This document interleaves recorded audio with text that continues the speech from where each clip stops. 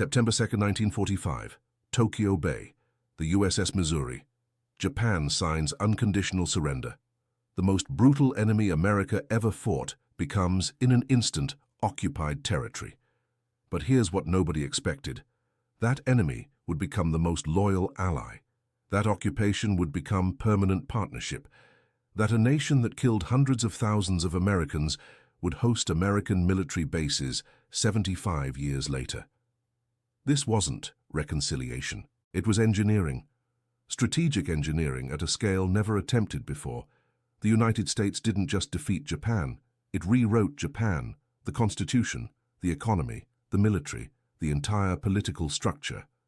And in doing so, created something unprecedented. A nation powerful enough to matter geopolitically, but dependent enough never to challenge American interests. This is the story of the greatest geopolitical transformation in modern history. How America turned its most dangerous enemy into its most valuable fortress, and why Japan, decades after occupation ended, still can't escape the system America built. Here's what they never told you about the occupation that never really ended, and why every decision Japan makes today traces back to choices made in 1945. Let's start with the devastation. August 1945. Japan is destroyed, not just defeated. Destroyed. 66 cities bombed into rubble. Tokyo burned. Hiroshima and Nagasaki vaporized. Industrial capacity shattered. Transportation networks collapsed. Millions dead. Millions more starving. The nation that had terrorized Asia for a decade was reduced to nothing. No functioning government. No economy. No hope. And into that void, one man arrived with absolute power. General Douglas MacArthur, Supreme Commander for the Allied Powers, not just a military governor, a de facto emperor with more authority than any Japanese emperor ever held. MacArthur could rewrite laws, restructure the economy, redesign the government, reshape society, and nobody could stop him. Not the Japanese government, which existed only at his pleasure, not Washington, which was too far away to micromanage, not even Emperor Hirohito, who MacArthur had deliberately chosen to keep as a symbolic figurehead. This was power, total power, the kind of power that comes once in history when one nation completely dominates another, and MacArthur used it to do something extraordinary. He didn't just occupy Japan, he rebuilt it, in America's image, with American values, creating dependencies that would last generations. The first target, the military. Japan had one of the most powerful militaries on Earth, an army that had conquered half of Asia, a navy that had challenged American supremacy in the Pacific, an air force that had struck Pearl Harbor. MacArthur destroyed it. Completely. Not just disbanded, constitutionally prohibited. He didn't just take away Japan's weapons. He took away the legal right to have weapons. Article 9 of the new Japanese Constitution, written by Americans, imposed on Japan the most radical military clause ever put in a national constitution. The Japanese people forever renounce war as a sovereign right of the nation. Land, sea, and air forces, as well as other war potential, will never be maintained. Read that again.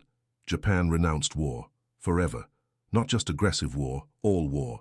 Japan gave up the right to defend itself militarily. This sounds noble, pacifist, a rejection of the militarism that had led to devastation. And that's how it was sold. But here's what it actually created. Permanent dependence on the United States for security, because a nation that can't defend itself needs someone who will. And that someone is America. Today, 75 years later, Japan still has this constitution, still can't have a real military, has a self-defense force that technically isn't an army, and relies completely on American military protection. This isn't an accident, it's design.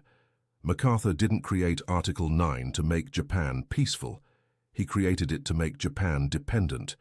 But military dependency alone wasn't enough. MacArthur needed economic transformation. Because here's the problem with occupation. You can't occupy forever. Eventually, you have to leave. And when you leave, what prevents the occupied nation from reverting, from rebuilding its military, from becoming a threat again? The answer: make them prosperous. but make their prosperity dependent on integration with your economy.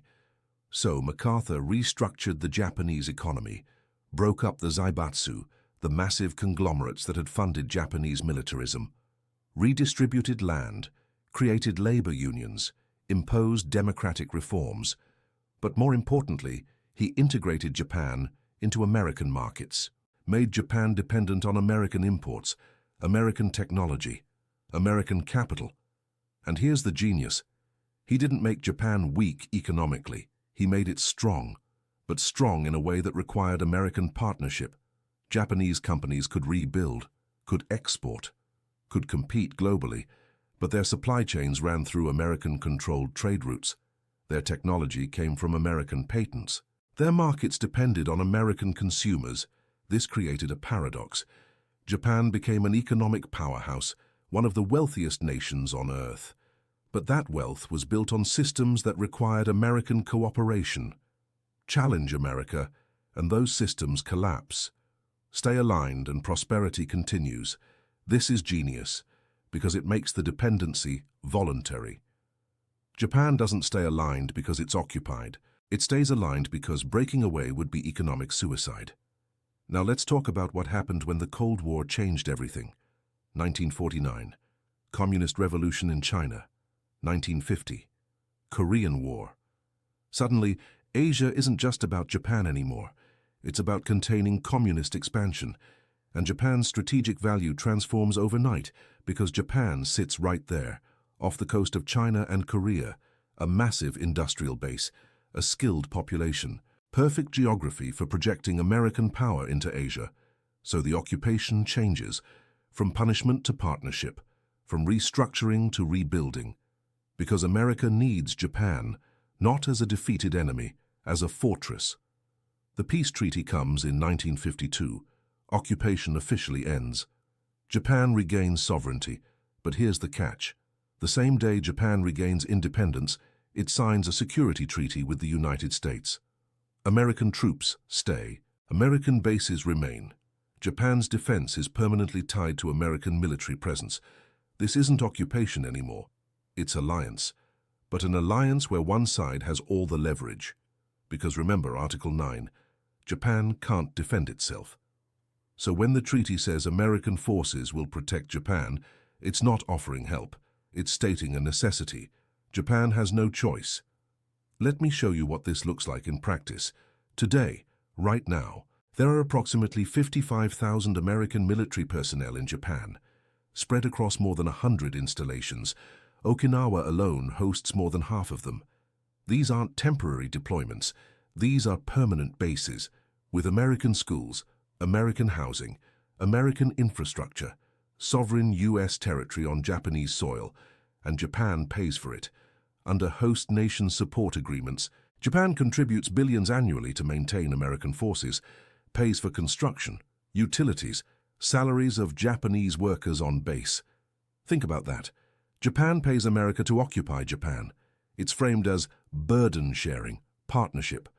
But the reality is Japan is financing its own dependency, and this arrangement serves American interests perfectly, because these bases aren't just about defending Japan. They're about projecting power across Asia. 7th Fleet operations, Air Force deployments to Korea, rapid response to crises in the Pacific, all launched from Japan. Japan is the logistics hub for American military dominance in Asia. Without Japan, America can't maintain its Pacific presence. Without American bases, Japan can't defend itself against China or North Korea. Perfect mutual dependency. Except one side created the system and the other inherited it. But here's where it gets really interesting. The economic transformation. Post-war Japan became an economic miracle. From ruins in 1945 to the world's second-largest economy by the 1980s. How? American support, Marshall Plan aid, technology transfers, open access to American markets. Japan could export to America without restrictions while protecting its own markets, and American companies invested, brought modern production techniques, management systems, quality control. Japan didn't just copy, it improved, became more efficient than American manufacturers in some sectors. By the 1980s, Japan was so successful, it seemed to threaten American economic dominance. Japanese cars outselling American cars. Japanese electronics dominating markets. Japanese companies buying American real estate. Some Americans panicked, thought Japan would overtake the United States economically. Books predicting Japanese supremacy became bestsellers. But here's what they missed. Japan's success was built on American-designed systems. The trade relationship, the security guarantee, the technological foundation, all created by and dependent on American cooperation.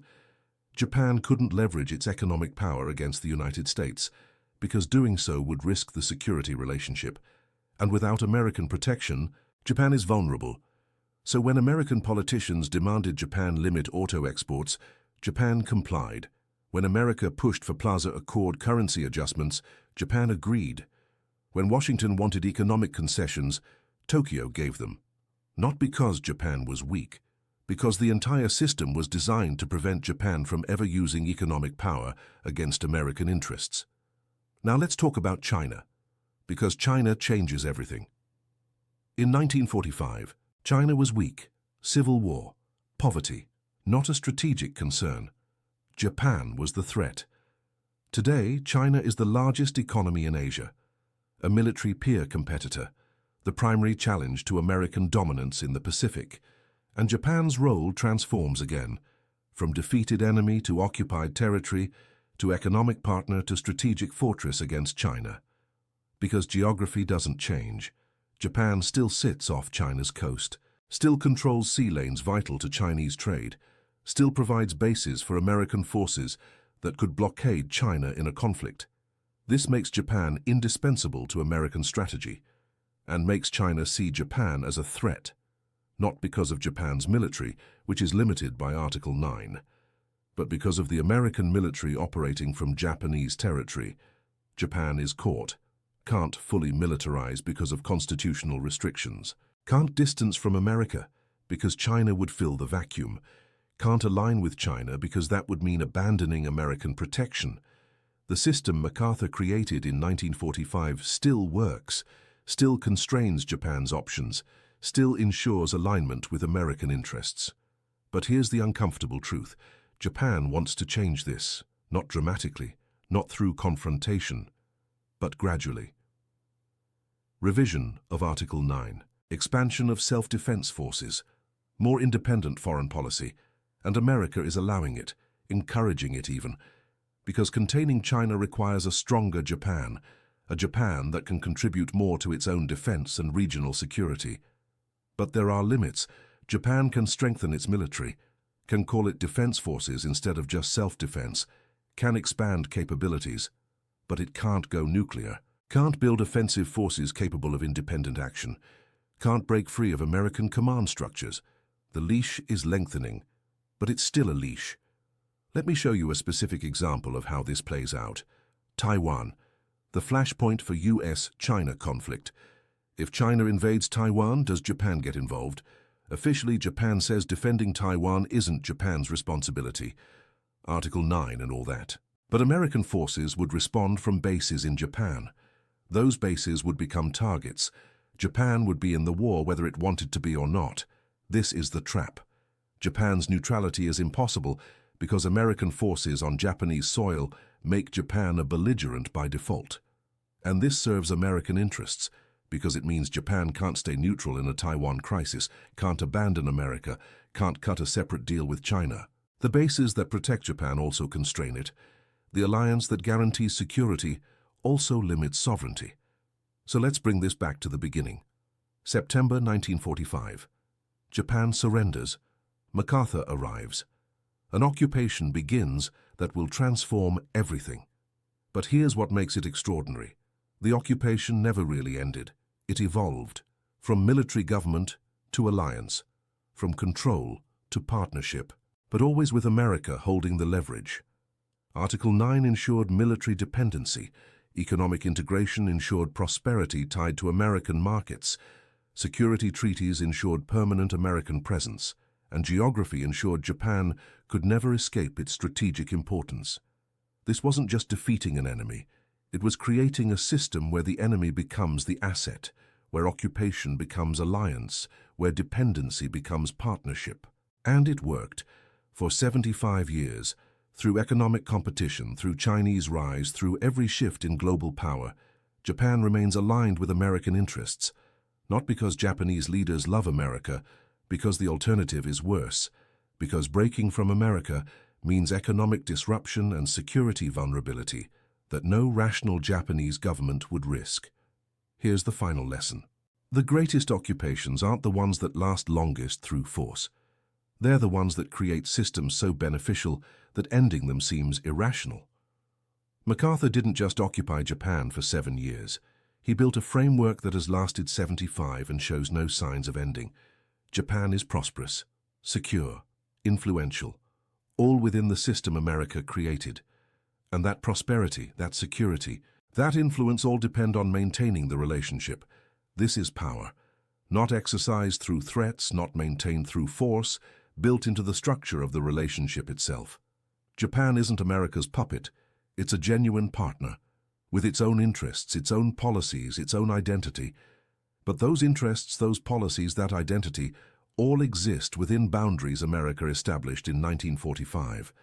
And those boundaries still hold, from enemy to fortress, from occupation to alliance, from destruction to prosperity, all engineered, all designed, all working exactly as intended. The transformation of Japan isn't just history, it's infrastructure, still functioning, still shaping Japanese decisions, still ensuring that when America needs support in Asia, Japan provides it, not because it has to, because the system makes cooperation the rational choice. That's not occupation. That's something more sophisticated, something more permanent, something that survives changes in government, shifts in public opinion, even changes in the international order. It's the foundation of American power in Asia, built on the ruins of the enemy that threatened that power most seriously. And it's still standing, 75 years later, still the fortress that guards the Pacific, still the ally that can't walk away, still the partner that America turned its greatest enemy into. That's not just military victory, it's geopolitical engineering at its finest, and the fact that most people don't even see it as occupation anymore. That's proof of how well it worked.